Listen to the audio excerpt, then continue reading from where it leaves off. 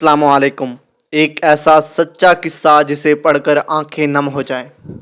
ہم 1988 میں جب 9th کلاس میں پڑھتے تھے، اس وقت اسکول یونیفارم میں کیمل کے شلوار قمیض اور سفید جوتے ہوتے تھے۔ ہیڈ ماسٹر صاحب یونیفارم کے معاملے میں بہت سختی سے پیش آتے تھے، اس لیے تمام طلباء یونیفارم پہن کر آتے تھے، سوائے 2-1 کے جو غریب ہوتے تھے۔ ایک دن صبح کی اسمبلی کے دوران میٹرک کے طالب علم بیکھو مل بغیر یونیفارم کے اسمبلی کی قطار میں کھڑا تھا۔ جیسے ہی ہیڈ ماسٹر صاحب کی نظر اس پر پڑی تو بہت ہی غصے میں بیکھو مل کو کالر سے پکڑ کر باہر لے کر آئے۔ ہیڈ ماسٹر صاحب کا غصہ دیکھتے ہوئے بیکھو مل نے زور زور سے کہنے لگا، "سائیں میری بات سنیں، میری بات سنیں۔ میرا باپ باسو مل غریب آدمی ہے، وہ مجھے کہاں سے یونیفارم اور جوتے لے کر دے سکتا ہے؟ مجھے آپ مارے نہیں، میں کل سے اسکول نہیں آؤں گا۔" ہیڈ ماسٹر استاد غلام حیدر کھوکھر نے اسے چھوڑ دیا اور اسٹیج پر چڑھ کر تمام طلباء سے مخاطب ہوتے ہوئے کہا کہ اسمبلی کے بعد بیکھو مل ایک کلاس میں آئے گا۔ آج آپ کو جو خرچی ملی ہے وہ آپ بیکھو مل کو دے دینا تاکہ یہ یونیفارم خرید سکے۔ میرے پاس حسب معمول 8 آنے جیب خرچ ملتا تھا، سوچا آج کے دن سموسہ نہیں کھاؤں گا، وہ میں بیکھو مل کو دے دوں گا۔ کلاس میں ابھی بیٹھے ہی تھے کہ کلاس کے ٹیچر استاد فقیر محمد حیات حسبانی کلاس میں آ گئے۔ تھوڑی دیر بعد بیکھو مل بھی استاد سے اجازت لے کر ہماری کلاس میں داخل ہوا۔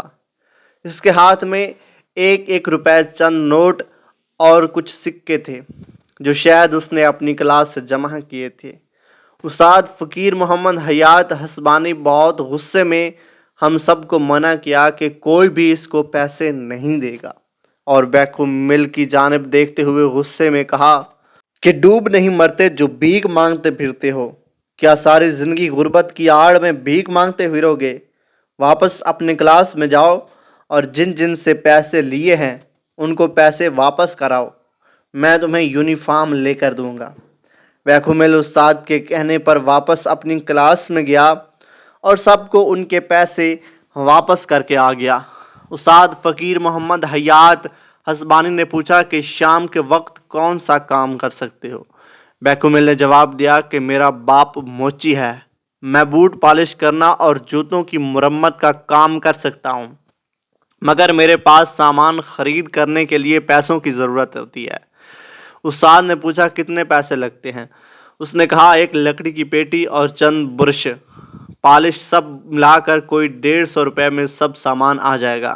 استاد نے اپنی جیب میں ہاتھ ڈالا اور 150 روپے گن کر دیے اور کہا کہ یہ ادھار ہے، تم مجھے روز کے حساب سے ہر ہفتے 7 روپے واپس کرنا۔ اس کے بعد مجھ سے کاپی مانگی اور اس کے 3 کورے صفحات پھاڑ کر نکال لیے اور ان پر کچھ لکھنے لگے۔ تینوں چٹھیاں بیکھو مل کو دیتے ہوئے کہا کہ 1 چٹھی رشیدہ پنجابی کو دینا، وہ تمہیں کپڑا دے گا اور تمہیں 1 روپے روزانہ کے حساب سے اس کا قرض واپس کرنا ہے۔ دوسری چٹھی خالق دینا منگی کو دینا، وہ تجھے بوٹ دے گا، اسے بھی 1 روپے روزانہ کے حساب سے قرضہ واپس کرنا ہے۔ یہ تیسری چٹھی یوسف درزی کو دینا، وہ تمہیں یونیفارم سی کر دے گا، اسے بھی 1 روپے روزانہ دینے ہیں۔ 4 روپے قرض اتارنے کے لیے تمہیں ہر صورت میں اتنا کمانا ہے کہ تاکہ تم قرضہ چکا سکو، اور اس کے بعد تمہیں اپنی محنت کے ذریعے آگے بڑھنا ہے۔ ایک بار بھیک مانگنے کی عادت پڑ گئی تو ساری زندگی بھیک ہی مانگتے گزرے گی۔ بیکھو مل وعدہ کر کے چلا گیا۔ بعد میں استاد نے ہمیں کہا کہ آپ لوگ اپنے جوتوں کی مرمت اور بوٹ پالش ہمیشہ بیکھو مل سے کروایا کریں۔